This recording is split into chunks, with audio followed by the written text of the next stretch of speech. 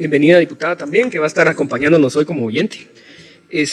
Vamos a dar inicio, mientras se incorpora el resto de colegas diputados. Algunos nos comentaron que tienen otras comisiones, incluso otros que presiden una comisión a una hora similar, así que vamos a dar inicio con quienes estamos para poder aprovechar el tiempo.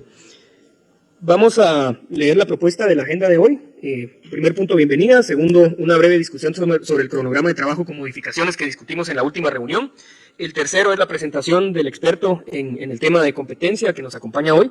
El cuarto sería un espacio para preguntas y comentarios de los diputados de la comisión, de la mesa de trabajo, puntos varios al final, y el cierre de la reunión. Entonces, si estamos de acuerdo, les pediría levantar la mano y de buena fe poder continuar. Muy bien. Entonces, solamente como punto previo, nos acompaña a solicitud del consenso que alcanzamos la reunión anterior de parte del Ministerio de Economía. También les voy a leer el oficio que nos han enviado. Respetuosamente me dirijo a usted deseando que el desarrollo de sus actividades y labores cotidianas se estén llevando a cabo con éxito, en atención a la cordial invitación para participar en la reunión de la Comisión Presidencial de Ley de Competencia realizada al suscrito mediante la nota identificada con la referencia. Tengo a bien hacer de su conocimiento que la persona designada en representación del Viceministerio de Inversión y Competencia es el licenciado Jorge Miguel Castillo Castro, director de la promoción de la competencia. Esto nos lo envía el viceministro de Inversión y Competencia, Antonio Romero. Entonces nos acompaña el licenciado Jorge Miguel Castillo. Bienvenido. Solamente para que estemos al tanto, ¿quién nos acompaña hoy? No es pariente del diputado Castro. Buenísimo. Entonces, solo para comentarles, yo les voy a estar enviando de manera digital la propuesta de cronograma con algunas modificaciones. El objetivo es terminar la última semana de abril y lo modificamos en función de lo que conversamos la vez pasada. Tenemos hoy el análisis comparativo y un panorama general de cómo está la iniciativa de ley 5074, que fue un consenso de la mesa la vez pasada, poder tener esto como una referencia. Luego vamos a tener un análisis del Ministerio de Economía para saber cuál es la posición del Ministerio con respecto a esta iniciativa de ley.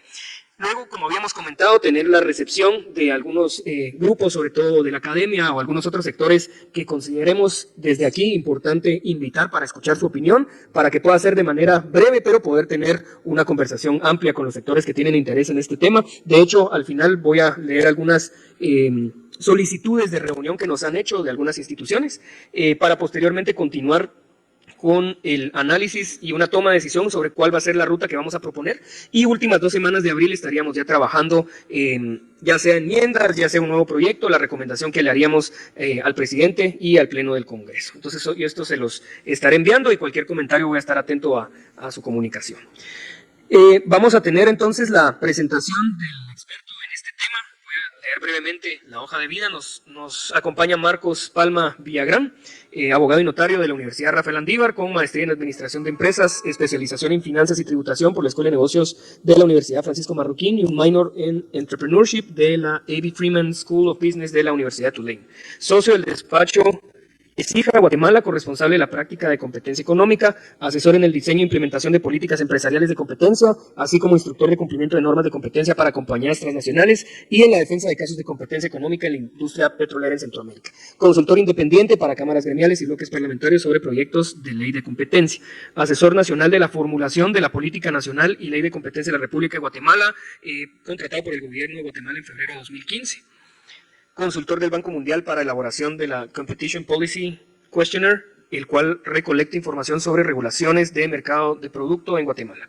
Fundador y presidente del Instituto de Derecho de la Competencia. Entonces le damos la bienvenida a Marcos Palma Villagrán y le vamos a dejar el tiempo para que nos pueda hacer una presentación sobre el panorama general y el análisis de la iniciativa 5074. Bienvenido. Muchísimas gracias, señor presidente. Muchas gracias a los diputados de la comisión por la invitación, la cual acepté gustosamente. Tengo ya desde 2008 para acá, 15 años de estar, como yo digo, en el apostolado de la evangelización del derecho de la competencia en nuestro país.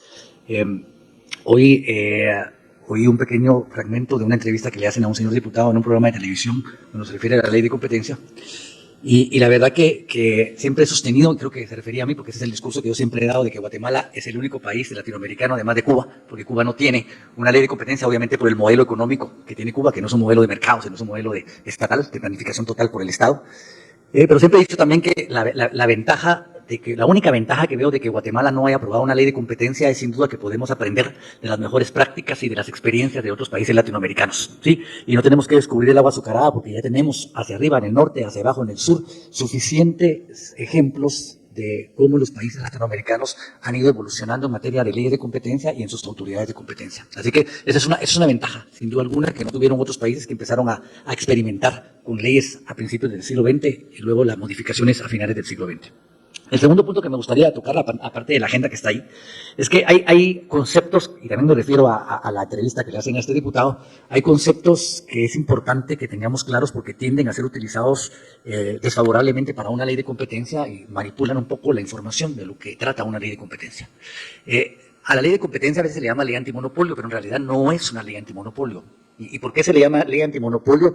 Porque es una mala traducción del inglés antitrust, ¿sí? La primera ley de competencia que hay en el mundo, o que se reconoce que hay en el mundo, es la ley Sherman de 1879, perdón, en los Estados Unidos de América, que no ha sufrido más que un par de enmiendas a lo largo de casi un siglo y medio de existencia, y esa era una ley antitrust, ¿sí? Y antitrust significa en español anticartel, no es antimonopolio. Y en realidad las leyes de competencia hoy por hoy no tienden a regular nada, no tienden a regular competencia, la competencia la regula el mercado propio. Lo que hacen las leyes de competencia son defender que ese proceso competitivo en el mercado sea lo más puro posible. Es imposible que haya competencia perfecta, es un modelo económico nada más inexistente, teórico, pero tienden a defender el proceso competitivo, ¿sí? Eso es como en un juego de fútbol, las reglas de juego limpio, ¿sí? En donde al árbitro no le importan el resultado del partido. Puede ser una goleada de Argentina contra Guatemala 10-0 y no puede decir el árbitro, pobrecita Guatemala, que la golearon 10-0. Pues es simplemente las habilidades de cada uno de los integrantes del equipo de Guatemala y del equipo argentino el que hace que el resultado sea 10-0. Lo que tiene que hacer la ley de competencia es velar porque ese resultado no sea bañado, ¿sí? Eso es el objetivo de una ley de competencia. Por lo tanto, la ley de competencia no tiende a ver a los agentes económicos por su tamaño, ¿sí? No le interesa si son grandes o son pequeños, no le interesa si son locales o si son extranjeros. A la ley de competencia lo que le interesa es la conducta de los agentes económicos independientemente del tamaño que tiene. Y por eso el primer punto de una ley de competencia es prohibir prácticas o conductas anticompetitivas. Y eso no tiene nada que ver con el tamaño de las empresas. Por supuesto que a veces el tamaño o la concentración pudiera dar lugar a incentivar determinadas prácticas anticompetitivas y eso así sucede. Y por eso es que se considera la concentración como un elemento importante cuando se está investigando y sancionando una práctica anticompetitiva. Y el último punto a aclarar es que no es cierto lo que se ha dicho, no hay ningún proyecto de ley en Guatemala, de los que yo he visto, de los que estoy de acuerdo y con los que estoy en desacuerdo inclusive, no hay ninguna ley en Latinoamérica en donde la autoridad de competencia sea una autoridad que tenga amplias facultades discrecionales para cerrar empresas, ¿sí? Y para cerrar empresas en función de que no me gusta lo que está facturando, porque está facturando mucho. Eso es lo que dijo el diputado hoy, y de verdad, la verdad que lo que denota es desconocimiento, no haber leído los proyectos de ley, ¿sí? Porque le tomará una hora probablemente leer el proyecto de ley, la 5074, la 6204, la 4526, todas las que han habido. Pero no es cierto. La autoridad de competencia, si bien es autónoma, ¿sí? No tiene plenas facultades para cerrar empresas, ¿sí? Puede sancionar después del debido proceso. Y esa resolución de la autoridad de competencia va a ser impugnada por los medios ordinarios de impugnación, recursos administrativos, recurso contencioso administrativo, recurso de casación y acción de amparo. Eso significa que hasta que quede firme después de todo ese proceso que puede durar mucho tiempo, ¿sí? Es que al agente económico va a tener que pagar la multa, si es el caso. Eso es importante para que quitemos de la mente esos mensajes que hay de que esta ley lo que pretende es regular el mercado, regular precios, atacar a las empresas grandes, perseguir a las empresas grandes. No es cierto, para nada. Luego,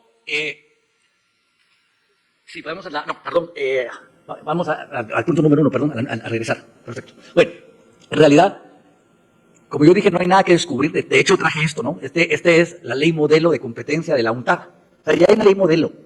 Los países han adoptado esta ley modelo, más o menos, ¿verdad? ¿Y qué es lo que esa ley modelo y las mejores prácticas dicen que debe consistir la estructura de una ley de competencia? Son 3 grandes ejes: lo que se le llama la parte sustantiva, lo que se le llama la parte orgánica y luego la parte procedimental. En la parte sustantiva, lo que tiene una ley de competencia es primero disposiciones generales, que son las grandes definiciones de en qué consiste, cuál es el objeto de la ley de competencia, qué es lo que persigue. Lo que persigue es generar eficiencia económica para finalmente para que finalmente se produzca bienestar al consumidor. Eso es lo que persigue una ley de competencia. No persigue precios bajos, no persigue regular el mercado, entre otras cosas. Luego, se prohíben las prácticas anticompetitivas. Hay dos tipos de prácticas anticompetitivas que las leyes de competencia tipifican. Las que se llaman absolutas o horizontales, o de cartel duro, que son prácticas entre agentes económicos que compiten entre sí, ¿sí? Y esas aquí y en cualquier país, perdón, aquí no porque en Guatemala no, esas en cualquier país que tenga un sistema económico de mercado, donde hay ley de competencia, se prohíben per se, punto. Lo que se le llama la regla per se. No pueden justificarse porque son carteles, es número uno. Las segundas prácticas que se tipifican son las llamadas relativas o verticales, o de abuso de posición de dominio, que esas tienen ese nombre porque son entre agentes económicos que están en una cadena vertical, ¿sí?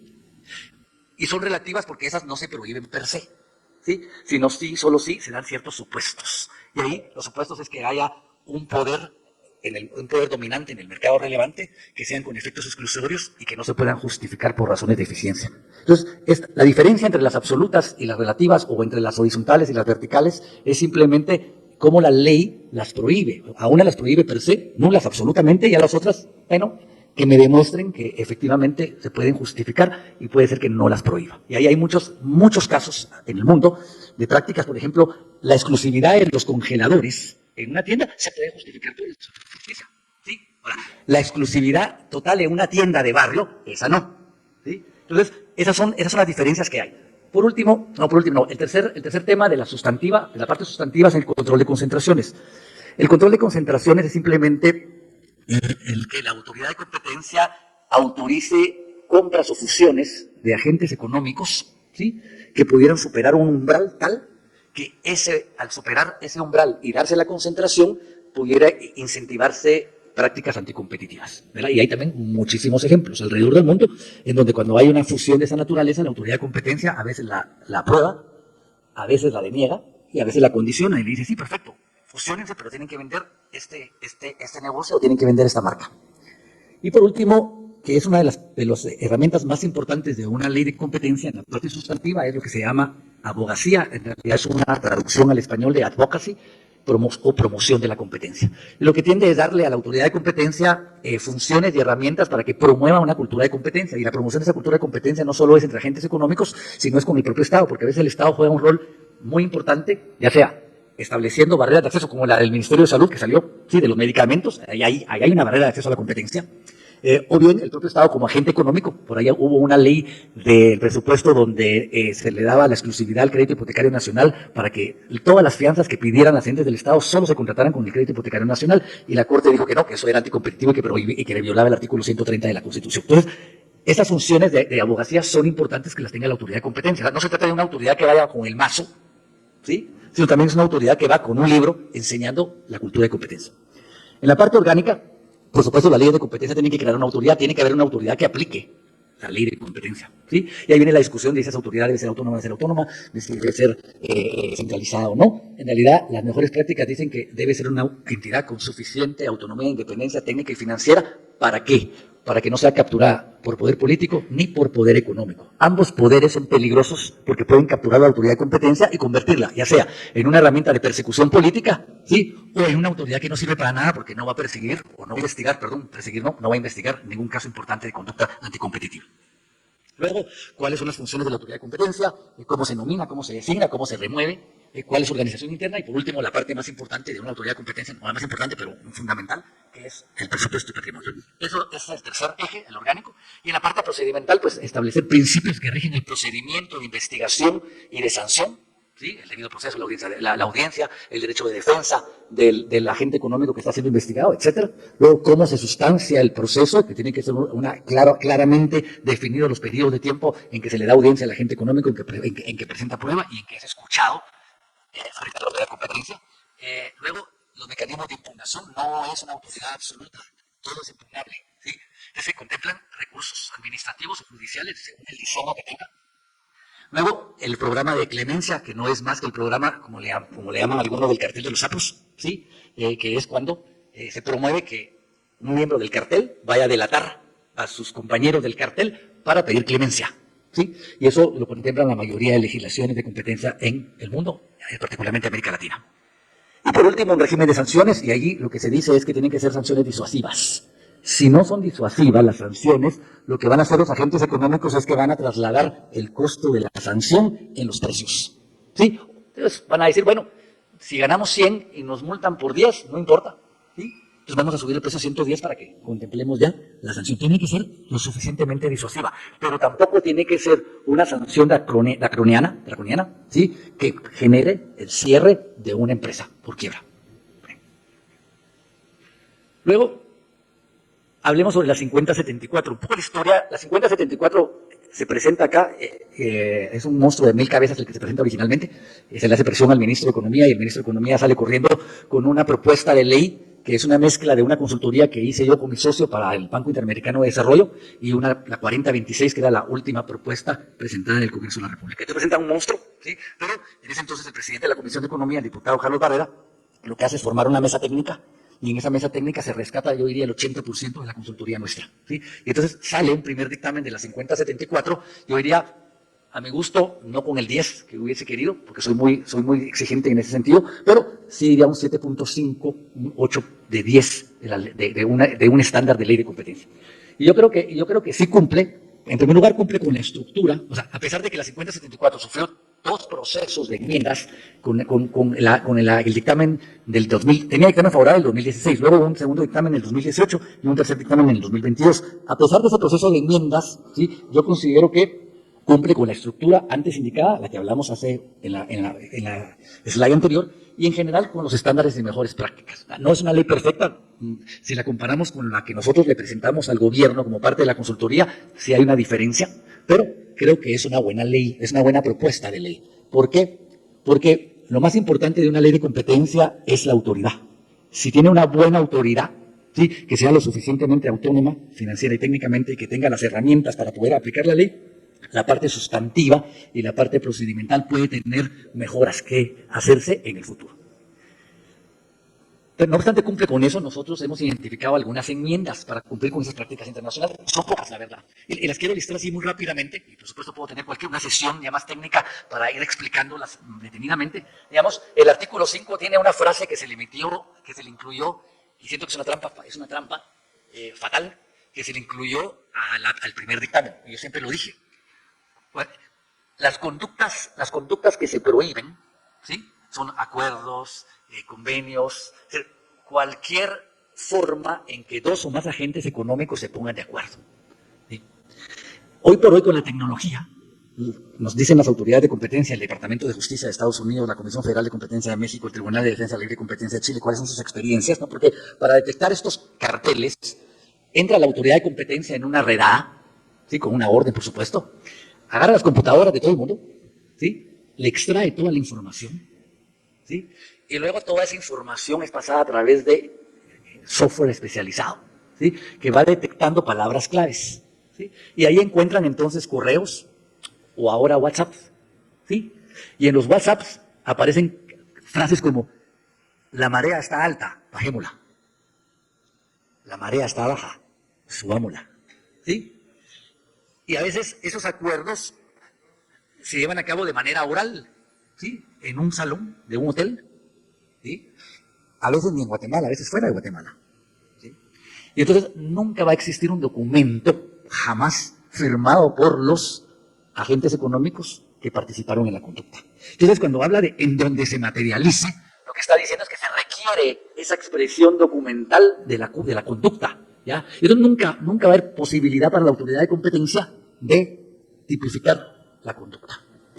En el artículo 6, las prácticas absolutas u horizontales deben ser nulas de pleno derecho, no se puede justificar, ¿sí? Más adelante voy a hablar de la iniciativa 6204. La 6204 fue un intento por justificar que las prácticas absolutas tenían que analizarse como las relativas por razones de eficiencia, ¿sí? Y se utiliza oficiosamente o tendenciosamente una justificación de 4 países: Estados Unidos, Chile, no me acuerdo cuál es el otro, Canadá, probablemente, o un país de la Unión Europea, que por razones de emergencia sanitaria durante la pandemia en el 2020, las autoridades de competencia exceptuaron algunas conductas de agentes económicos en el sector de medicamentos, en el sector de combustibles, para que, por razones de esa emergencia sanitaria mundial, se pudieran poner de acuerdo y no fueran sancionados. Pero eso fue una excepción conductual por una razón muy coyuntural que fue la pandemia. Para pretender que esa excepción quede para siempre, por los siglos de los siglos, en la norma, es absurdo. Así que deben ser prohibidas per se las absolutas. No se pueden justificar por ninguna razón. El artículo 9 tiene conductas exceptuadas. Yo considero revisar un poquito porque hay algunas ahí que no carecen de rigor técnico. ¿Sí? Pero sí, hay conductas exceptuadas. Las leyes de competencia en la mayoría de países contemplan conductas exceptuadas por razones de interés público, pero no pueden ser conductas exceptuadas de forma abierta, ¿sí? Que cualquiera entre allí. Tienen que tener cierta calificación en particular.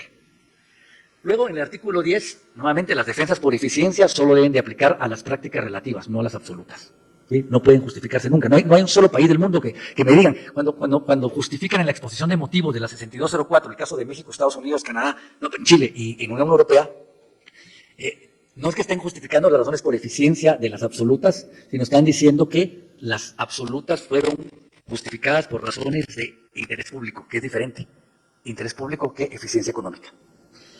Y luego, el artículo 24 que habla sobre las facultades de promoción de la competencia, creo que debiera tener un párrafo ahí que le diga que el reglamento va a desarrollar otras funciones, igual que en el artículo 25. Y luego en el artículo 30, cuando habla de la terna de los candidatos que se le van a presentar a la autoridad nominadora, que es la presidencia, la Corte Suprema de Justicia y el Congreso, creo que deberían de ser de 3 a 5 candidatos, no de 3 a 6, es mucho, 3 a 6, van a haber pocos candidatos.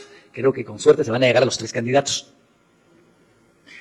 En el artículo 50, la propuesta original de la consultoría estaba basada en un modelo, que es el modelo mexicano. Y el modelo mexicano no contempla en la famosa comisión de postulación. Nosotros estuvimos en la consultoría en desacuerdo con la comisión de postulación. ¿Sí? ¿Por qué? Porque nos dimos cuenta que las comisiones de postulación fracasieron en nuestro país. ¿Ya? Pero nos gustó el modelo mexicano, porque el modelo mexicano tenía un comité de evaluación que es diferente a una comisión de postulación. Y el comité de evaluación lo que hacía era evaluar, ¿sí?, a los candidatos en función de su experiencia y conocimiento en la materia a través de un examen de oposición, ¿sí?, que sería la primera autoridad en Guatemala, ¿sí?, que fuera escogida por oposición. ¿Sí? Y entonces nos gustó el modelo mexicano que contemplaba un comité de evaluación que era presidido por el presidente del Banco de México. ¿Sí? ¿Por qué? Porque eso le estaba dando, digamos, seriedad, ¿sí?, y respaldo al comité de evaluación por parte de una de las autoridades más respetadas en México, que era el Banco Central de México. Y nos pareció en su momento que el Banco Central de Guatemala también es una entidad respetable, ¿sí?, que se ha mantenido a lo largo del tiempo de manera un poco independiente del Ejecutivo, y entonces dijimos que sea el presidente del banco. Pero cuando esto fue discutido en la mesa técnica, el primero que protestó fue el presidente del banco, y dijo, no, pues a mí no me van a poner a hacer esa labor. Pero yo digo, ¿por qué no? ¿Sí? Si puede integrarse el comité de evaluación, que es importante para una autoridad de competencia. Y entonces, en la última propuesta salió que fuera un representante de la Junta Monetaria, un representante del banco designado por la Junta Monetaria. No me gusta un poquito porque en la Junta Monetaria participa el sector privado. Y aquí esto tiene que estar completamente, digamos, aislado de la influencia del sector privado. ¿Por qué? Porque es una ley de competencia. En ninguna parte del mundo el sector privado va a participar en la nominación, aunque sea indirecta, de una autoridad de competencia. No sucede. Eso no hay un solo país que lo haga. Así que yo sugeriría regresar al presidente del banco, ¿ya? O en todo caso, un representante del banco designado por el presidente del banco directamente, en todo caso. Luego, en el artículo 61 y 62 hay una inconsistencia en cuanto al número de candidatos, dice de 3 a 5 en uno y de 3 a 6 en otro. El artículo 99, cuando se requiere una orden para ir a hacer una redada, ¿sí?, o un allanamiento, por así decir, a una empresa, la 5074 habla de un juez competente. Yo no sé qué es juez competente, porque no hay jueces competentes en materia de competencia económica, no existe eso. Entonces nunca va a haber un juez, ¿sí? Nosotros propusimos juez de paz penal, ¿ya? ¿Por qué? Porque los jueces de paz penal son muy garantistas, y eran los jueces de primera instancia penal muy garantistas, ya no lo son más, ¿sí? Porque eran muy cuidadosos para dar las órdenes de allanamiento, ahora ya no las dan tan así. Pero yo diría un juez, en todo caso, de paz penal o un juez de primera instancia penal. Luego, el artículo 118 establece las multas en función de salarios mínimos diarios. Yo considero que es mejor, la práctica es porcentajes de ingresos o de ventas. Es la práctica. ¿Ya? ¿Por qué? Porque al establecer, por ejemplo, hasta un 10%, no quiere decir el 10%, hasta un 10% es lo suficientemente disuasivo porque puede ser que ese 10% represente más de los salarios o represente menos de los salarios. Y es más justa, ¿sí? Que para una empresa pequeña, el poner salarios mínimos diarios multiplicado por un factor puede resultar muy impactante, pero ponerle un porcentaje no. Por último, en cuanto al presupuesto, nosotros hicimos en el 2015, porque teníamos que proponer un presupuesto, ¿no? Y cómo nos sacábamos el presupuesto de la autoridad de competencia. Entonces lo que hicimos fue comparar un poquito el tamaño de la Comisión Federal de Competencia de México, el tamaño de la Superintendencia de Competencia de El Salvador, en función de número de equipo, en función del presupuesto de cada uno, el PIB de México, el PIB de El Salvador, y traspolarlo con el de Guatemala. Y nos resultó una cantidad que era más o menos 30 millones de quetzales. Sí, eso es lo que nos resultó. Y entonces dijimos, bueno, esos 30 millones de quetzales, ¿qué representan? Pues representan en ese entonces el 10% de los gastos de funcionamiento del Ministerio de Economía. Entonces nosotros dijimos, bueno, ese debiera de ser el presupuesto que la autoridad de competencia debería de tener, que son hoy por hoy que el equivalente a un poquito menos de 4 millones de dólares. El Salvador tiene 1 millón y pico, México tiene como 10 millones de dólares asignado la Comisión Federal de Competencia. Y por último, el último tema es comparar con la iniciativa 6204. Perdón, se me olvidaba, había algo que habíamos comentado aquí con el licenciado Jorge Miguel, en cuanto a los umbrales para el control de concentraciones de las 5074, el comentario era que estaban muy altos. ¿Sí? Es algo que hay que revisar un poquito, de repente están muy altos, pero también hicimos lo mismo, una transpolación con el de México y El Salvador, tomando en cuenta, digamos, que debería ser un umbral razonable para que queden abajo concentraciones que no van a tener, digamos, impacto en la competencia. Pero también razonable para que queden comprendidas concentraciones que sí van a tener un impacto, porque Guatemala no es un mercado como México, no es un mercado como Estados Unidos, donde van a haber concentraciones de cientos de millones de dólares, sino las concentraciones aquí van a ser más de millones de dólares que de cientos o de miles de millones de dólares. Eso es otro tema que se me olvidó, pero sí le sugeriría a la Comisión ver los umbrales y revisarlos. Luego, comparación con la iniciativa 6204. Yo diría, en realidad no hay comparación. O sea, la 6204 yo lo he dicho, y en el último evento que participé de competencia, en el penúltimo, perdón, que me invitó la Embajada de Estados Unidos con la Cámara de Comercio Americana, y hablé de la 6204, y estaba ahí el exministro Jaime Rosales, y con todo el respeto que le tengo al señor exministro, dije, es la peor propuesta de ley que yo he visto. ¿Sí? Y de verdad que lo que hicimos nosotros, que esa 6204 la circulamos con todos los expertos latinoamericanos, amigos nuestros, y todos tuvieron exactamente el mismo comentario. O sea, ¿qué estaba pensando el presidente de Guatemala y el ministro para presentar este proyecto de ley? Entonces, para decirles, comparando las cosas más importantes, pero hay muchísimas otras cosas más, ¿no? Primero, en el tema de autoridad. La 5074 tiene aquí, que contempla el estándar internacional de que debe ser autónoma con independencia técnica y financiera. En el caso de la 6204, la adscriben al Ministerio de Economía, con el presupuesto que el Ministerio de Economía le asigne. Entonces, el Ministerio de Economía quiere matar a la Dirección de Competencia, simplemente le reduce su presupuesto y se acabó. Es número uno. Número dos, siempre en el tema de autoridad, hay un comité también de evaluación que está integrado por un representante del Ministerio de Economía, por un representante de las universidades, ¿sí? Y por último, por un representante de cada una de las cámaras gremiales, que son 6. O sea que vamos a tener un comité de evaluación en que van a haber 6 representantes de cámaras empresariales versus 2. Y entonces la votación va a ser siempre a favor de las cámaras empresariales, ¿sí? Y entonces en realidad no tiene sentido que y eso no es corporativismo, porque corporativismo es diferente. Yo estoy en desacuerdo con el corporativismo que contempla la Constitución de algunas leyes orgánicas, como la del Empurnac y la del crédito hipotecario. Pero esto no es corporativismo, o sea, no es participación de un representante del sector privado en una junta directiva, sino es, digamos, decisión de un representante del sector empresarial para nominar a una autoridad. Inclusive creo que tiene un vicio de inconstitucionalidad eso. ¿Verdad? No me parece que el sector privado debiera estar nominando. Yo soy del sector privado, me considero orgullosamente empresario en Guatemala, pero considero que un empresario no debería estar nominando una autoridad. El empresario tiene que estar generando riqueza. Para eso es el empresario, para generar riqueza. 2, en cuanto a excepciones, la propuesta 5074, no obstante, tenía esas excepciones que yo dije que hay que revisar, pero eran excepciones por interés público. La 6204 tiene excepciones excesivas, ¿sí? A tal punto que los expertos que las vieron en Latinoamérica dijeron, la ley de competencia en Guatemala solo se va a aplicar a las ferreterías de las tiendas de barrio y a los colegios, nada más. No, a los colegios no, porque es sector regulado, a las ferreterías de las tiendas de barrio, y de ahí no se le va a aplicar a nadie, ¿sí? Porque tenía tal, digamos, tan abierta las excepciones que cualquiera puede calificar.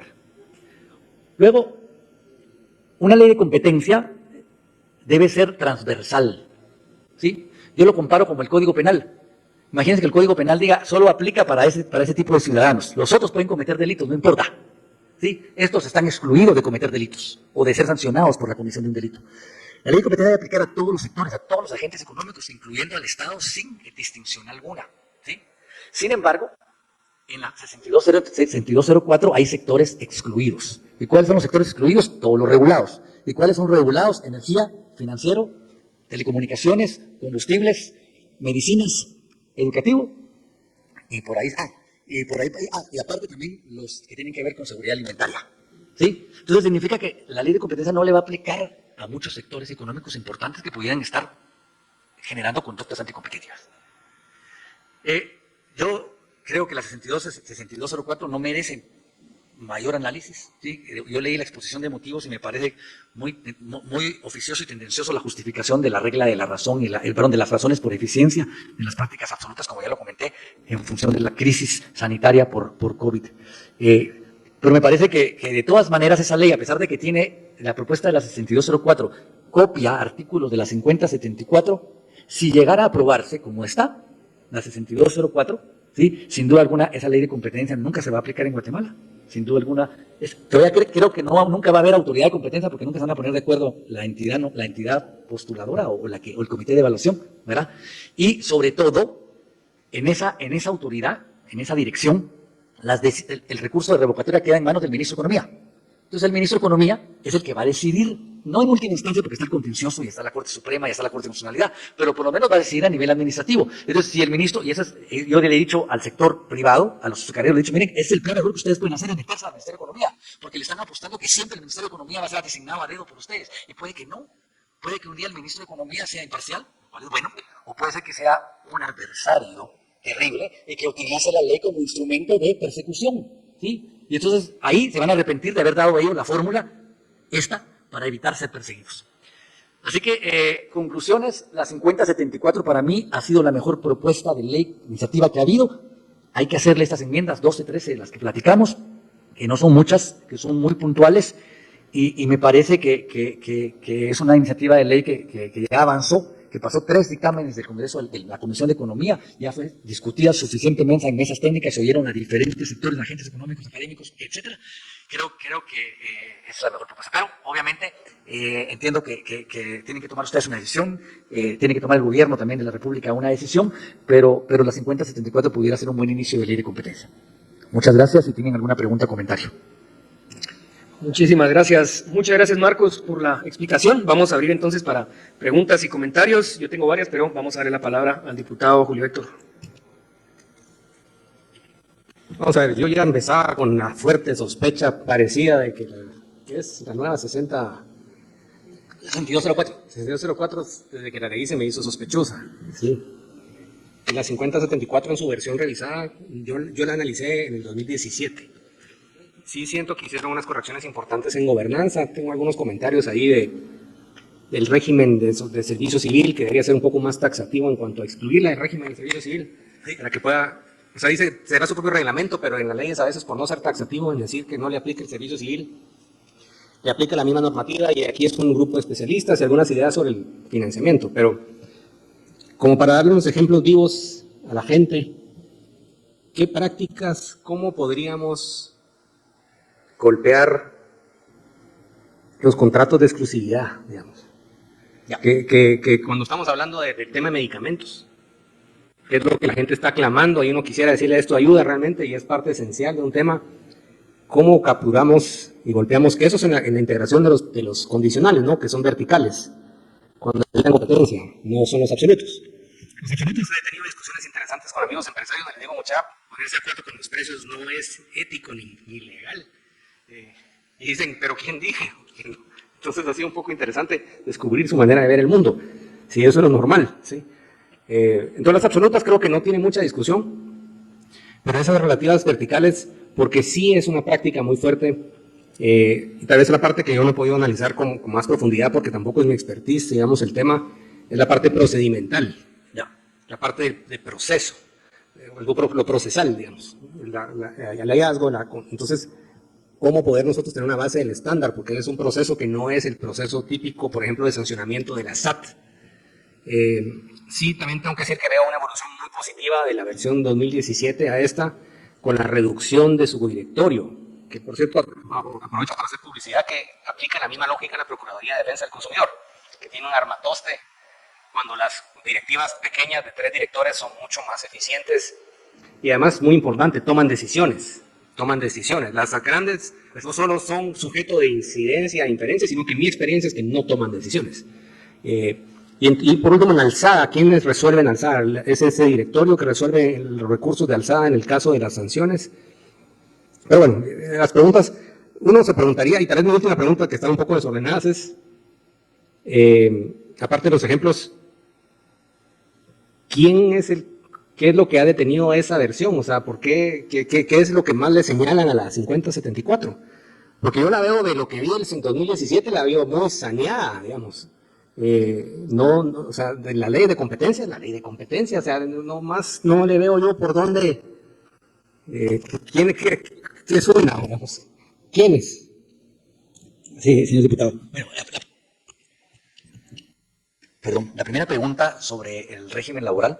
Sí, el artículo 81 establece que las relaciones laborales entre la superintendencia y sus trabajadores se regirán por el reglamento interno que normará el régimen de carrera administrativa, el cual emitirá el directorio a propuesta del superintendente y supletoriamente por las disposiciones contenidas en el Código de Trabajo. No dice, no aplicará la ley de servicio civil, eso sí. Pero digamos que como abogado entendería yo que está clara la norma, o sea, no tiene ese como punto final, pero entendería que no aplica. Este es un artículo muy parecido al de SAT, no es que es el artículo de SAT, ¿sí?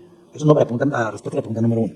La respuesta a la pregunta número 2, cuando hablamos de prácticas, y usted lo dice muy apropiadamente, las absolutas no tienen mayor discusión, ¿no? Es el acuerdo entre competidores, ¿sí? De precios, de repartición de mercado, de colusión, está clarísimo. Las relativas, pues son relativas, ¿sí? Y entonces tenemos que empezar en cuáles son las conductas tipificadas por la ley. Y la propuesta de ley tipifica más o menos como 12 conductas. Y las que tipifican son las que tipifican normalmente la ley de competencia de otros países. No es lo mismo tipificar hoy conductas en el 24, que tipificarlas en 1997, ¿sí? De hecho, ahora en la economía digital pueden surgir otras conductas que no estén contempladas en esta versión.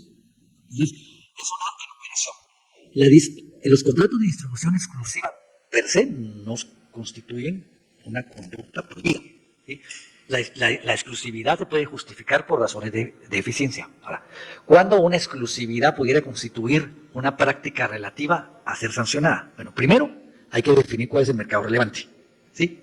Cuando hayamos definido, porque no es lo mismo el mercado relevante de aguas gaseosas y carbonatadas en Guatemala que el mercado relevante de aguas carbonatadas en la ciudad de Guatemala o en el departamento de Guatemala, o de colas versus sabores. Cada mercado relevante hay que definirlo en función de ciertas condiciones, incluyendo productos o servicios sustitutos. Eso es el número 1.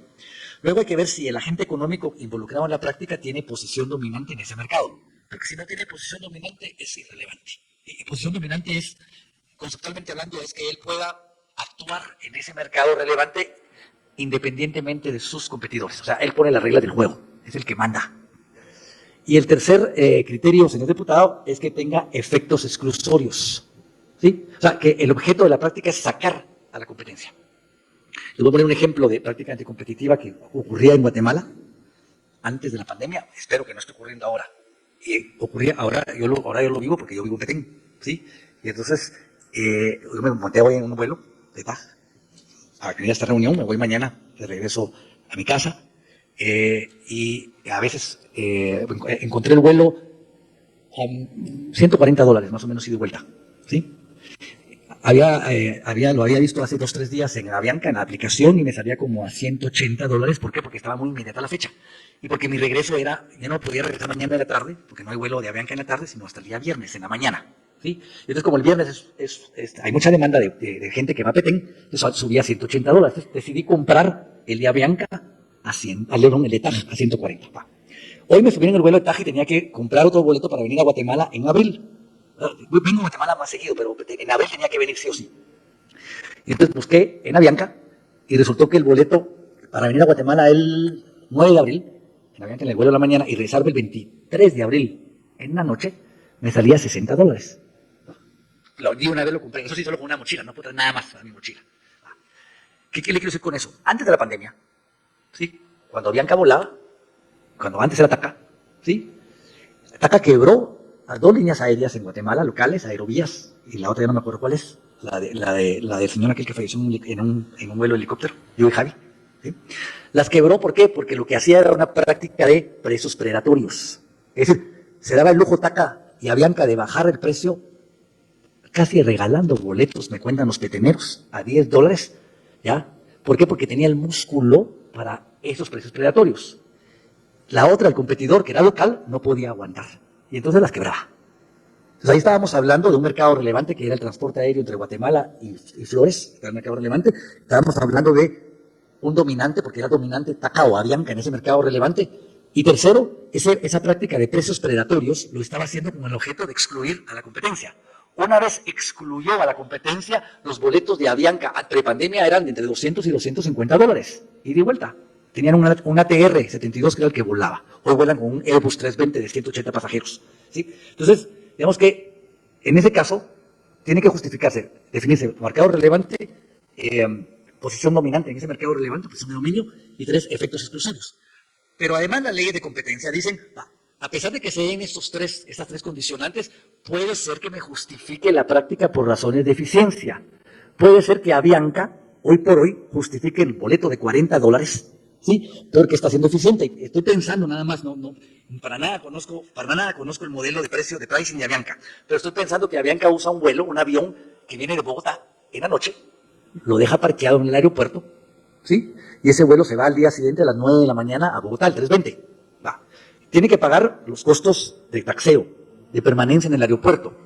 El personal de tierra los tiene que seguir pagando, son costos fijos. El personal de navegación, el personal de la tripulación, la tiene que pagar. ¿Sí? Entonces, lo único que incurre Avianca por sacar ese vuelo a las 6 de la mañana a Flores y regresarlo acá a las 8 de la mañana, 2 horas, ¿sí? Es los costos de combustible, que es poco porque es un vuelo de 30 minutos, 25 minutos, y allá también los costos de equipo de tierra en el aeropuerto de Flores. ¿Sí? Por lo tanto, puede ser que el precio de $40 o $60 o lo que maneje Avianca se justifique por razones de eficiencia porque está siendo eficiente, ¿sí? Y está generando, tratando de salir de su bancarrota, ¿ya? Porque está en bancarrota Avianca, entonces está generando ingreso adicional, ¿sí? Por el avión, porque un avión en tierra no produce nada, el avión tiene que estar volando. Entonces, ahí le pongo un ejemplo de cómo se puede justificar por razones de eficiencia una práctica anticompetitiva que es la de precios predatorios, ¿ya? Y lo mismo puedo hacer con la de la exclusividad, ¿sí? Le decía el tema de los congeladores, ¿sí?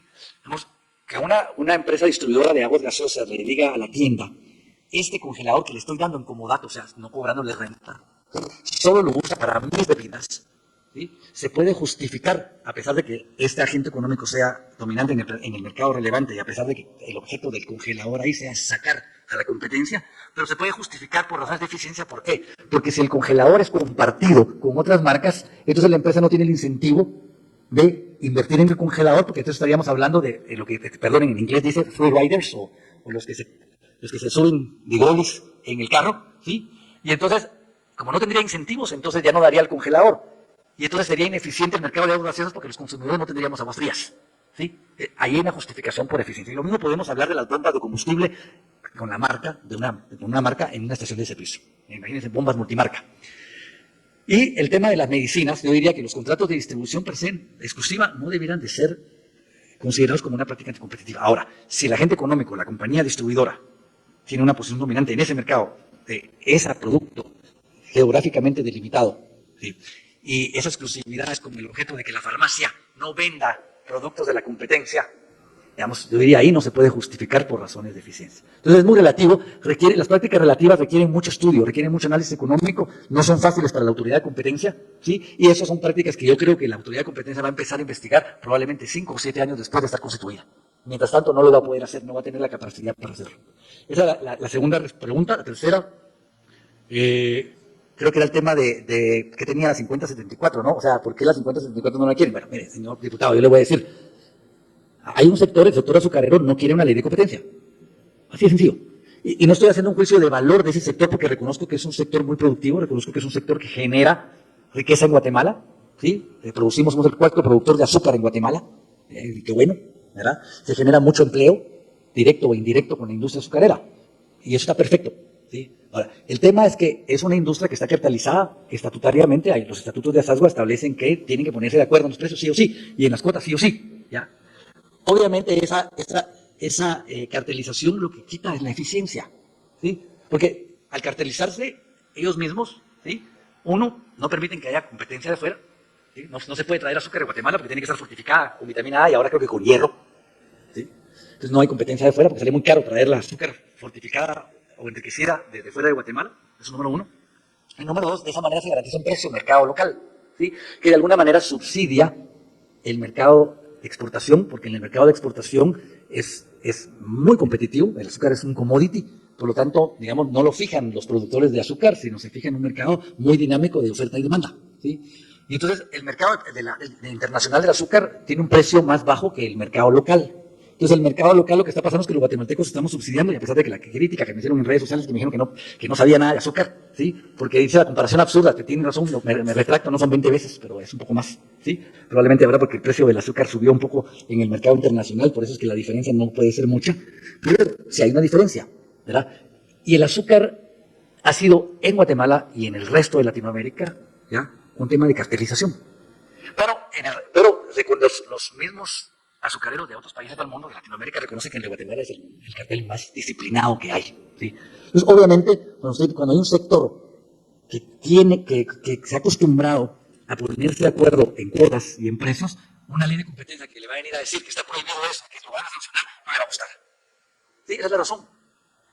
Es una razón de que estoy haciendo algo que me lo va a prohibir la ley. Y por lo tanto, si me lo va a prohibir la ley, pues no estoy de acuerdo. ¿Cómo se resuelve eso? Yo lo he dicho abiertamente. Bueno, la misma UNTAC dice, se pueden contemplar excepciones. ¿Sí? Son un poquito políticas. Pero las excepciones tienen que ser justificadas por razones de interés público. Bueno, la razón de interés público pudiera ser que la industria azucarera en Guatemala es muy importante porque genera ASD, beneficios, y que el precio del azúcar fuera es muy competitivo y que entonces el local tiene que subsidiar un poquito el de fuera. Pero entonces se ponen límites a esa excepción, ¿sí? No puede quedar abierta para siempre, tiene que ser revisable cada cierto tiempo, ¿ya? Etcétera, etcétera. ¿Para qué?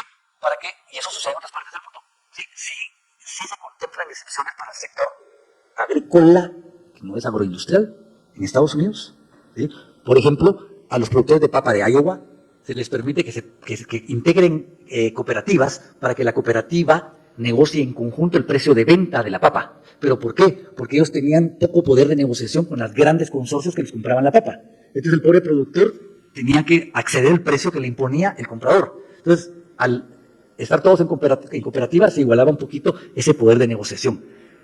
En el caso de Guatemala no estamos hablando de pequeños productores de azúcar, ¿no? Estamos hablando de una agroindustria muy bien articulada y la verdad que excelente, es un ejemplo. Pero creo que se puede contemplar en todo caso una excepción si ese es el tema, ¿verdad?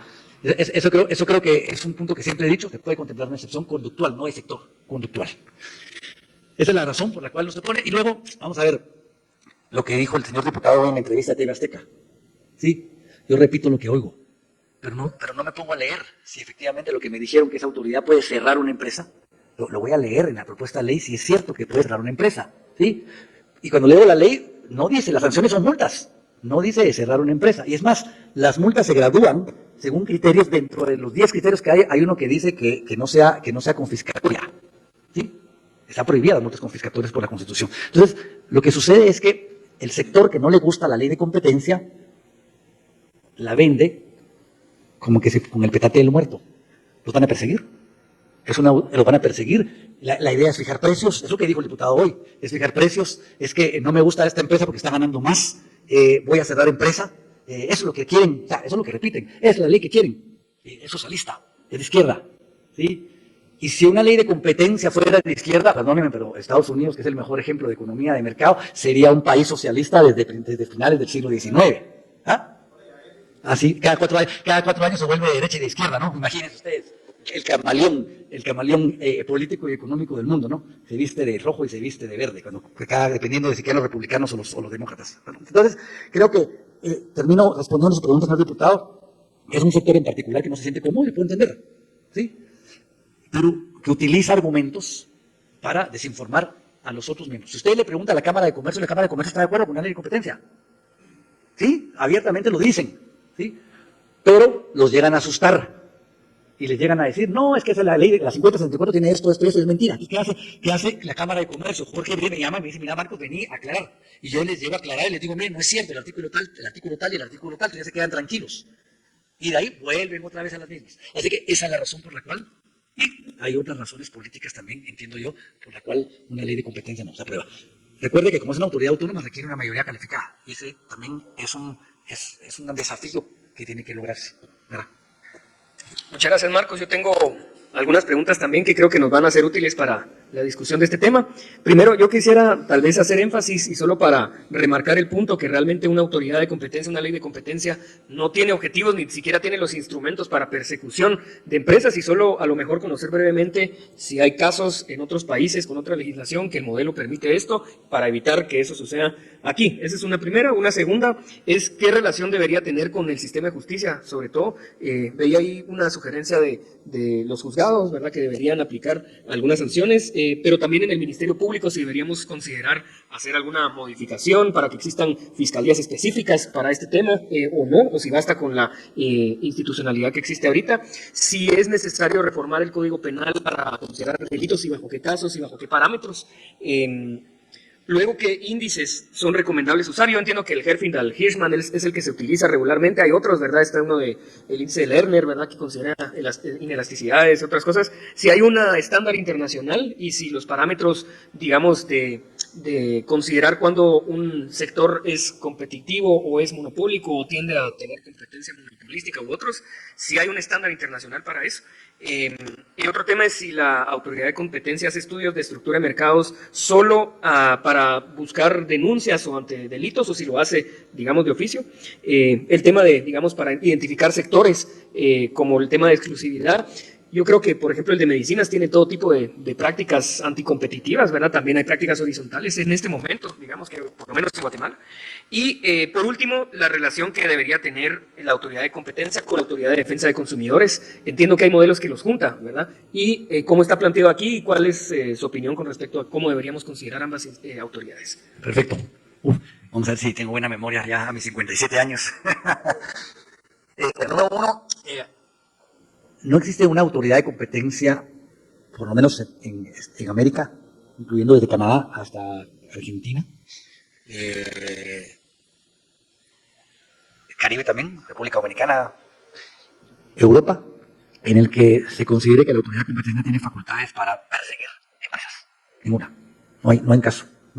Lo que sí es que hay autoridades de competencia, diríamos, con visiones diferentes de cómo se aplica la ley, con criterios diferentes. El mismo Estados Unidos, ahorita me acaba de compartir un artículo aquí licenciado sobre cómo Biden ahora como presidente está aplicando otro criterio a la Comisión Federal de Comercio, ¿no? Para analizar casos de competencia. Y cuando llegan los republicanos, también cambian los criterios, son más laxos para las concentraciones económicas, ¿verdad? Lo que sí es que en los 100 y pico de años de la autoridad de competencia, con los carteles son implacables, ¿sí? No importa que sean republicanos, que sean demócratas, el Departamento de Justicia es implacable. Y en Estados Unidos es un crimen federal, los carteles, las conductas de cartel. Crimen federal con prisión de hasta 10 años, ¿sí? Y todavía hay carteles, ya no grandes, pero hay carteles pequeños. México es un delito. Ahí viene la segunda respuesta a la pregunta suya. México es un delito sancionado con pena de prisión. Chile es un delito sancionado con pena de prisión, ¿sí? Entonces, en algunos países se penalizan las conductas de cartel duro. Cuando se penalizan las conductas de cartel duro, la autoridad de competencia simplemente pone la denuncia, se abstiene de investigar y sancionar, porque le corresponde al órgano de persecución penal y a los tribunales penales la decisión de si se dio el delito o no se dio el delito. Nuestra recomendación, en este caso en Guatemala, es que no estamos preparados para una penalización. Creo que tenemos que seguir ese modelo de evolución de las leyes de competencia, a pesar de que Estados Unidos empezó con el mazo duro, metiendo a la cárcel a la gente. Pero creo que Latinoamérica ha sido diferente y Latinoamérica ha empezado con leyes de competencia que tipifican administrativamente o con derecho penal sancionador administrativo, es decir, multas. ¿Sí? Y lo que hacen es que modifican el Código Penal, esa es nuestra propuesta, eliminando dos delitos en Guatemala, que es el 340 de monopolio y el 341 de otras formas de monopolio. ¿Ya? Siendo así, en nuestra propuesta diríamos que no tiene nada que ver el Ministerio Público ni los tribunales de justicia penales en temas de competencia económica. Ahora bien, puede ser que en 10 años, si hay una ley de competencia, Guatemala se decante un poquito por la penalización de las conductas de cartel duro, que son las que en todo caso se penalizan en otros países. Pero sí, la propuesta de la 5074 modifica el 340 y el 351. Y creo que la otra pregunta...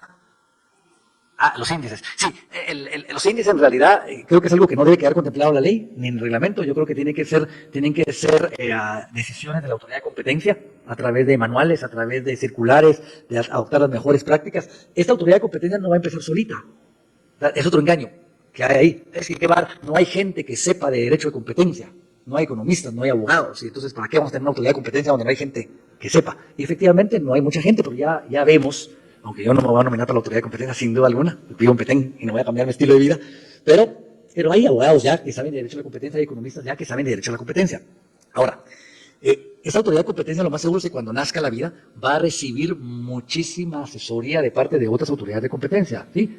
Ahí van a ver que va a estar la autoridad de Estados Unidos, el DOJ, el Departamento de Justicia, la Comisión Federal de Comercio, la COFECE, se va a llevar gente. La COFECE ofrece becas en México para preparar a otras autoridades de competencia, la colombiana igual, la peruana no digamos, la Comisión Nacional de los Mercados de España también. Es decir, van a ver, la de Canadá, van a haber muchas autoridades de competencia dispuestas a apoyar, colaborar con la autoridad para formar a los expertos.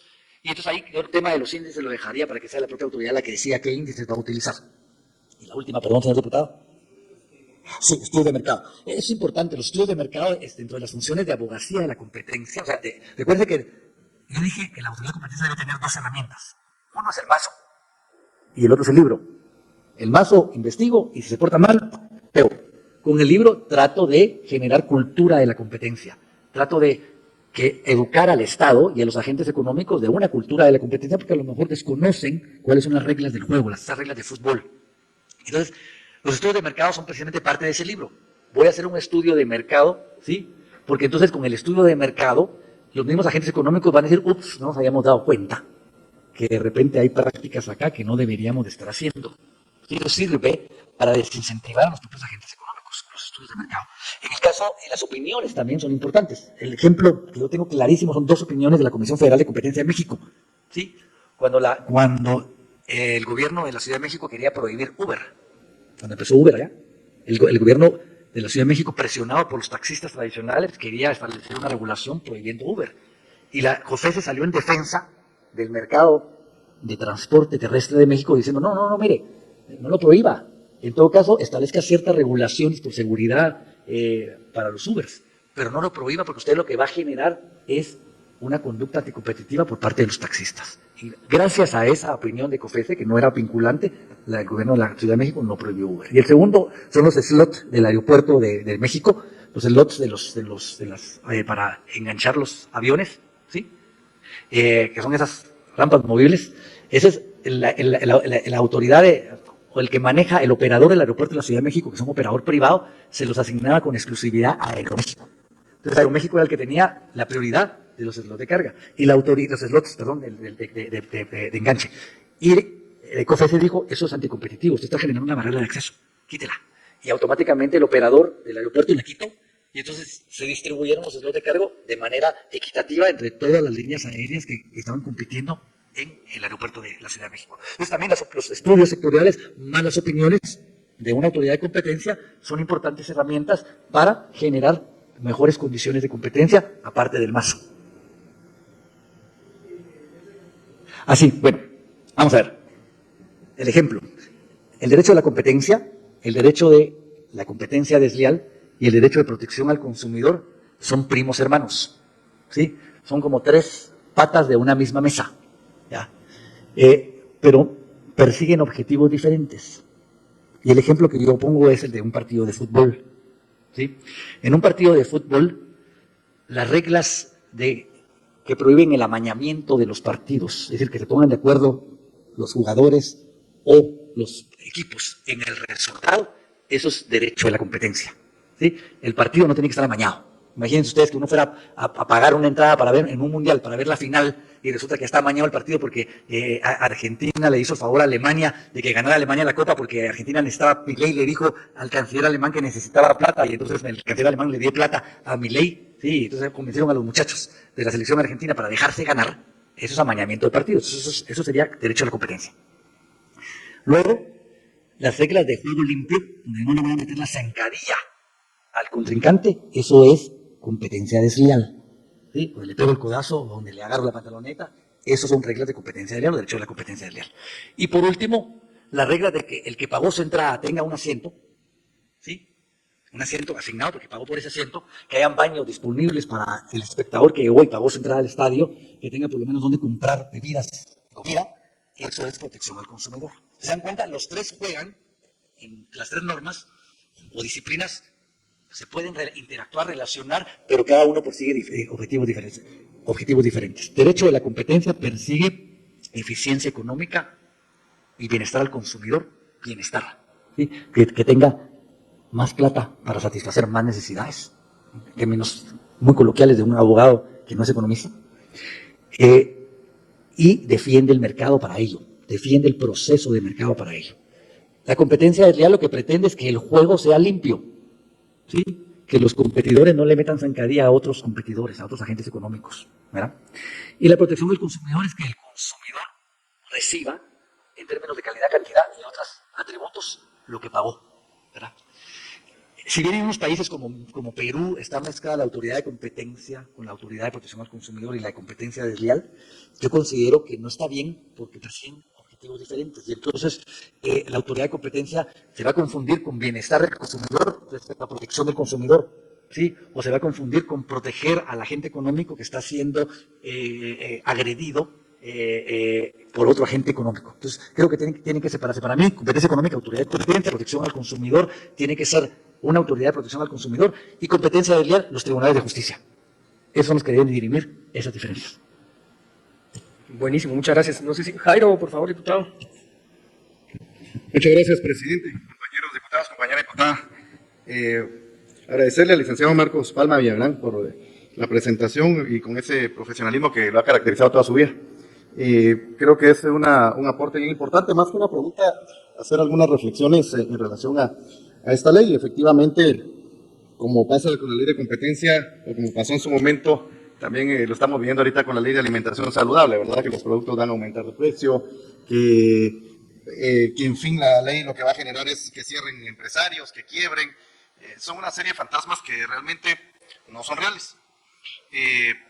Al final, el mundo entero está orientando ya sus esfuerzos a calidad de vida, a nutrición, a libre mercado, a una libre competencia. Y más las nuevas generaciones vienen muchísimo más exigentes en este tipo de compromisos en la sociedad. Creo que esto demanda del sector privado, de la industria en general, una actualización también, adaptación al mercado e innovación también al mercado. Yo he visto y participé, de hecho, firmé el dictamen de la 5074 cuando Carlos Barrera era el presidente de la Comisión de Economía, y me pareció un ejercicio muy interesante porque fue un ejercicio de consensos de diferentes sectores, de la academia, las universidades, el mismo sector privado, con un acompañamiento internacional también muy importante para sacar adelante esta ley. Tuve, previo a venir aquí, algunas reuniones con gente del sector privado y manifestaban también ya su anuencia en relación a esa ley y a la 5074, puesto que participaron también de la misma. Pudiese ser una ley más agresiva, ¿verdad? Como hay en otros países. Aquí mencionábamos con el diputado Julio Héctor que hay muchas que son de carácter penal, las sanciones, pero coincido que en Guatemala también los consensos nos deben ir permitiendo también avanzar e ir haciendo que tanto la sociedad como el mismo sector privado también darle su tiempo para irse adaptando también a estos cambios, no solo en esta ley, igual en la ley de alimentación saludable y otras leyes que vendrán más adelante de discusión también fuerte como agricultura familiar y otras. Yo creo que lo importante es que de las discusiones debemos llegar al mayor consenso posible. Los consensos totales van a ser difíciles, pero el mayor consenso posible nos debe orientar en este caso, y pienso que en virtud de que ya hay aquí una discusión y un avance que es muy importante, deberíamos nosotros aprovechar este momento para sacarla, discutirla y sacarla en el menor tiempo posible, presidente. Yo pienso que tardarnos 6 meses es mucho, tardarnos 1 mes, 2 meses es válido, ¿verdad? Para que esta ley pueda ser una realidad y poder nosotros otorgar un buen aporte técnico desde el Congreso de la República. Veo que los temas de enmiendas propuestas, pues a lo primero que hemos visto son temas que no son de fondo en su mayoría. Hay algunos casos, tal vez un par de temas, en el tema de los también de los jueces, de quién sería, quién tendría que ver el tema, pero son temas viables, ¿verdad? Que puede son temas viables que creo que podemos sacarlos adelante. Presidente, nuestra exposición, yo creo que tal vez la motivación aquí al presidente que conoce bien de estos temas, que sabe de esos temas, es a que debemos aprovechar esa dinámica que hay, ese buen viento a favor y esa postura de todos los sectores de poder sumarnos sobre lo ya avanzado y actualicémosla, pues, los temas que hay que actualizarle, que no son muchos, y con esto podamos entregar, como lo ha hecho este Congreso, en poco tiempo ya resultados a la población. Hemos aportado ya una ley de tarjetas de crédito que también fue discutida con las cámaras de finanzas, que es un avance en la discusión también de temas, y estamos demostrando que podemos llegar a esos consensos, podemos sentarnos a dialogar y podemos ir dando buenos resultados. Creo que esta ley sería un buen resultado también. Comparto, hay temas que tenemos que lo estamos haciendo por el bien de la población. Tenemos que eliminar esas concertaciones, esas cartelas donde se ponen de acuerdo en los precios. El combustible es un ejemplo también que hemos estado nosotros teniendo muchas denuncias de la población, ¿verdad? Como existen ahí las cartitas donde les mandan ahora, mañana el precio es tal día, no, hoy bájenlo a tanto, y hasta con centavos, ¿verdad? Y es un claro ejemplo de lo que puede suceder. Los medicamentos, ¿cómo es posible que nosotros tengamos medicamentos a precios exorbitantes y los compra el Estado? Y tiene que comprarlos el Estado porque tiene que quedar muerto con esas mismas distribuidoras de medicamentos. La población y las personas que tienen esas enfermedades no transmisibles, con esos medicamentos que hacen imposible su atención médica, están condenados a la muerte. Al final, compañeros, con esta ley estamos salvando vidas. Con leyes como la alimentación saludable estamos salvando vidas. Y estamos haciendo que la gente tenga acceso a mejores precios y a una verdadera competencia, que es el espíritu del libre mercado, pues. O sea, aquí no es nada de chairos ni de izquierdas, es libre mercado. Y ese es el libre mercado. Compitamos en igualdad y que realmente exista una posibilidad de competencia que permita que un proveedor te ofrezca un mejor precio con la misma calidad y puedas escoger. Igual que en la alimentación saludable, que estés informado y que consumas lo que quieras. Porque aquí nadie le está diciendo, ahora tenés que comer esto o no puedes comer esto. Lo que te están diciendo es, podés comer, pero informado de lo que estás consumiendo. Así que más que una pregunta, era un aporte y un comentario a estos temas. Presidente, gracias. Muchas gracias, diputado Jairo. Marcos, por favor. Gracias, señor presidente. Sí, diputado Flores, coincido con usted que dos cosas importantes que me gustaría compartir. Creo que hay 2 temas, para mí los temas no negociables de una ley de competencia, ¿sí? Es la independencia, la autonomía e independencia técnica y financiera de la autoridad de competencia, es no negociable. El otro tema no negociable es quitarle las defensas por eficiencia a los carteles, ¿sí? Y creo que esos son los no negociables. Negociable, y creo que yo se lo dije al ministro de Economía, Sergio Latorre, ustedes no me lo van a creer, pero es cierto. O sea, Otto Pérez Molina creo que se peleó con el sector y quería una ley de competencia, ¿sí? Y si Otto Pérez Molina no hubiera renunciado, él tenía la mayoría para aprobar la ley de competencia, ¿sí? Y el proyecto que nosotros presentamos era el que iba a ir a apoyar, el que iba a ir a apoyar él. Y entonces el ministro de la Torre nos preguntó a nosotros que sí las excepciones podían ser negociables, porque sabían que había un sector que quería ser exceptuado. Y entonces dijimos sí, como conducta sí, pero digamos condicionado. Y creo que la conducta puede ser negociada como excepción por razones de interés público. Creo que eso podría ser la negociación para lograr que un sector importante no se oponga férreamente como se ha puesto. Y luego los otros temas creo que son mejorables, ¿sí? Que no son de fondo, como usted dice, son más de forma, el juez competente por juez de paz, y los otros temas que hemos identificado ahí. Eso es lo primero. Y lo segundo, mensaje propio, en realidad, la ley de competencia es una herramienta dentro de una política de competencia del Estado. Y esa política de competencia del Estado interactúa con otras políticas públicas. La política industrial, la política fiscal, la política monetaria, etcétera. Entonces, y la mayor expresión de la política de competencia, de la política comercial también del Estado, es la ley de competencia, pero no es la única, ¿sí? Cuando el Estado decide, por ejemplo, en su política comercial suscribir un tratado de libre comercio, quitar barreras arancelarias, está apoyando la política de competencia porque está generando mayor acceso de competidores al mercado local, como lo hizo con DRCAFTA, como lo hizo con el acuerdo de asociación. Entonces, interactúa la política de competencia con otras políticas, ¿ya? Pero no solo la ley de competencia, es también que el Estado decida, voy a suscribir tratados de libre comercio, que decida bajar medidas arancelarias, o barreras no arancelarias inclusive. Pero tampoco la ley de competencia es una panacea, hay que decir, cuando se aprueba la ley de competencia, van a haber precios bajos. Yo diría no necesariamente. Lo que se tiene que pretender con la ley de competencia es que se defienda el mercado. Si el mercado se defiende, puede ser que se reflejen precios competitivos, ¿sí? Y me parece que el vacatio legis que tiene la ley, la 5074 de 2 años, es suficiente para que los agentes económicos se preparen, ¿sí? Hoy por hoy en Europa, en Estados Unidos, en América Latina, ya no se están discutiendo prácticas anticompetitivas tradicionales, están hablando de economía digital, de cómo los algoritmos de las empresas están generando prácticas anticompetitivas, ¿ya? Cómo se ponen de acuerdo a través de algoritmos. Entonces, eso es lo que se está discutiendo hoy por hoy. Guatemala tiene retraso de 50 años. Entonces, ese es el segundo mensaje, no pretender que bajen precios. Pero sí, sin duda alguna, puedo concluir que los precios altos de determinados productos puede deberse a conductas anticompetitivas. ¿Y por qué? Porque no hay otra manera de justificar. Y les cierro con el ejemplo que creo que le comenté a Samuel, ¿no? A mí me prescribieron Crestor por colesterol, por la edad. A cierta edad ya tiene que tomar uno algo contra el colesterol. Ese Crestor me cuesta en Guatemala 900 quetzales la caja de 30 tabletas, ¿sí? Yo lo que hacía es que soy un afortunado, privilegiado en este país porque puedo tener un seguro de gastos médicos privado, ¿verdad? Entonces, le pedí al seguro que me reembolsara. El seguro me reembolsaba hasta el 80%, menos sus tipos fiscales. Entonces me reembolsaba como 200, como 170 quetzales, por ahí. Un poquito menos. Y en España, mi hija vive en España, se me ocurrió un día pasar a una farmacia y preguntar cuánto costaba el Crestor. Y entonces la caja de 28 tabletas me cuesta 17 euros. O sea, 170 quetzales. ¿Ya? Y entonces hice mis números y a pesar de que el seguro me reembolsa a mí, me sale más barato comprarlo en España y no reclamarle al seguro. Y entonces cada vez que voy a España me compro mis 4 o 5 cajas, mi hija me trae 4 o 5 cajas, o cuando los amigos de mi hija van y vienen me traen 4 o 5 cajas. ¿Sí? Y entonces significa que cada pastilla de Crestor es 6 veces más cara en Guatemala que en España. ¿Ya? Y puedo hablar de arancel, no, porque no tiene la medicina, no tiene arancel, de acuerdo a su asociación con la Unión Europea, la medicina está libre de arancel, ¿sí? Puedo hablar de condiciones de mercado, de logística, distribución, no debería ser una diferencia sustancial. A lo mejor debiera estar pagando 200 quetzales por la caja de Crestor. Entonces, los precios de ciertos productos hoy por hoy pueden ser consecuencia de prácticas anticompetitivas, pero para eso habría que investigar, sancionar, ¿verdad?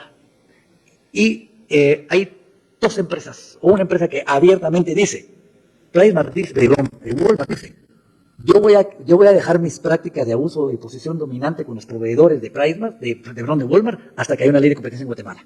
Mientras tanto, lo voy a seguir haciendo. Tienen razón, si no hay ley, ¿por qué lo van a dejar de hacer? Y luego, y con este ejemplo, luego las navieras se ponen de acuerdo con las tarifas de flete marítimo y se ponen de acuerdo para aquellos países que no tienen ley de competencia. ¿Sí? Ellos, cuando hay una ley de competencia, automáticamente dicen, este tarifario ya no aplica para este país porque ya tiene una ley de competencia y no queremos violar la ley de competencia. Entonces, creo que eso sí se puede esperar, ¿sí? Ahora, que bajen los precios automáticamente, no sé. Muchas gracias. Sectores, claro que sí. No sé si alguien más tiene comentarios sobre este tema. Julio Héctor. Son comentarios sobre el tema del azúcar.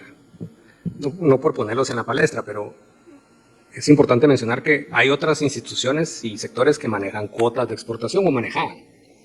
Por ejemplo, el sector de vestuario y textiles se forma alrededor de la cuota de exportación de vestuario y textiles. Entonces, el tener que distribuir la cuota de exportación a Estados Unidos no tiene nada que ver con la decisión de no venderle a nadie más, para que a menos que sea a través de una distribuidora, que yo pienso que es lo mismo que hace Walmart, y ya que lo mencionaste le podemos dar palo, que si vos le compras, me vendes a mí, no le vendes a él. Las prácticas anticompetitivas flagrantes. El tema de la naviera es importantísimo. Precisamente por compliance, las empresas, si no lo exigen, no lo cumplen. Y realmente sin una regla que obligue a no ponerse de acuerdo, el modelo microeconómico de monopoly pricing es monopoly pricing, pues, o sea, yo maximizo utilidades cobrando un precio más alto que me da márgenes más altos. Y si puedo capturar el mercado, lo puedo capturar. Entonces, yo también resaltar y tal vez plantear presidente de la comisión. Obviamente el licenciado aquí, el experto, él tiene una vinculación, digamos, con la formulación de esta ley en su momento y ha sido consultor en el tema. Tal vez ya la ley más reciente, la 60, yo creo, salvo que los colegas, algunos opinen diferente, no sé si deberíamos a alguien para que la defienda, pues, pero tal vez sí podríamos buscar como último recurso a alguien que quiera representar una posición más crítica a la 50-74 para descartar, y si no, enfocarnos en sectores, una apertura y tener consultas de quién piensa que hay cosas, tal vez en la parte procesal, que yo no es algo que sea de mi expertise, para nada. Pero yo sí estoy de acuerdo con Jairo que es mejor proceder más rápido que más lento. Es mejor proceder más rápido que más lento, y tal vez podemos preguntar a otras instituciones quién tiene una posición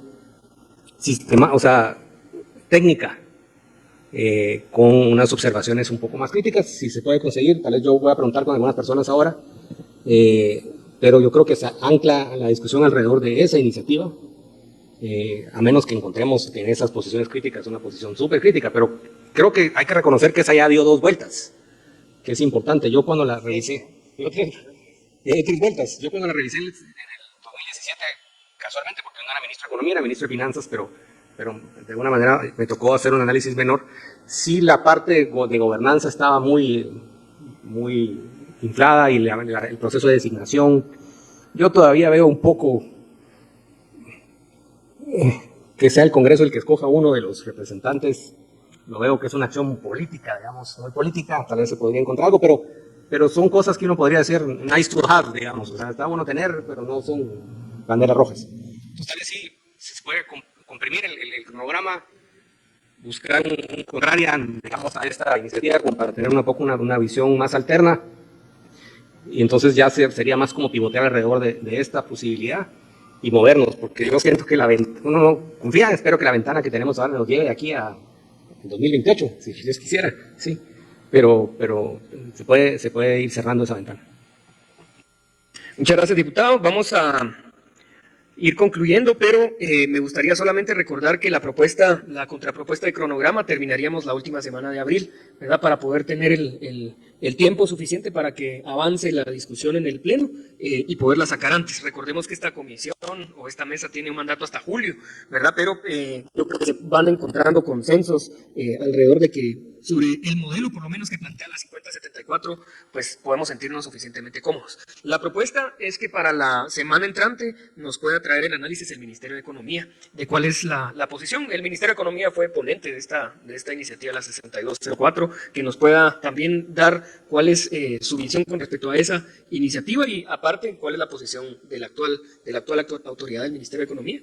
Tenemos en las siguientes 2 semanas, después de recibir al Ministerio de Economía, la recepción de grupos académicos, instituciones, grupos económicos incluso. Ahí yo quisiera proponerles que nos pongamos de acuerdo a cuáles quisiéramos invitar, ¿verdad? Para que podamos tener un objetivo en las reuniones y no simplemente abrirla para que sea un desorden y que eso nos cause más bien retrasar la discusión. Y posteriormente a eso, ya tenemos Semana Santa en medio, y posteriormente a eso ya poder tomar una decisión sobre qué ruta trabajar. Mientras eso sucede, mi sugerencia es que podamos ir trabajando también, no sé si específicamente enmiendas, pero por lo menos comentarios sobre la base de la 5074. Yo creo que ahorita Marcos nos acaba de dar una guía importante de a qué temas sería recomendable hacer enmiendas o modificaciones, y luego ya poder hacer una presentación final de cuál podría ser una recomendación de esta mesa hacia la presidencia del Congreso, hacia el Pleno del Congreso de la República. Entonces, con eso, no sé si hay algún otro tema en este punto. Buenísimo, va, perfecto. Y para cerrar, solamente comentarles que hemos recibido algunas propuestas de algunos grupos o institutos que tienen interés a platicar con la comisión. Esas están en sus carpetas, yo se las voy a compartir por digital también. Y algunos diputados de otros bloques nos han expresado interés en conformar o incluirse en esta mesa. Vamos a estar haciéndole la invitación, particularmente importante el presidente de la Comisión de Economía, que eventualmente va a tener que conocer el dictamen de esta iniciativa de ley. Así que para que tengamos conocimiento, es Jorge Ayala del Partido Valor. Entonces, para que tiene interés en poder también conocer el tema, ¿verdad? Así que, pues con eso, no sé si habrá algún punto vario. Si no hay puntos varios, concluimos y nos vemos la próxima semana. Muchas gracias, colegas. Y bien, hasta acá el video de hoy. Recuerden que ustedes tienen la última opinión que pueden dejar acá abajo en la cajita de comentarios. Dicho esto, nos vemos hasta el siguiente video. Adiós.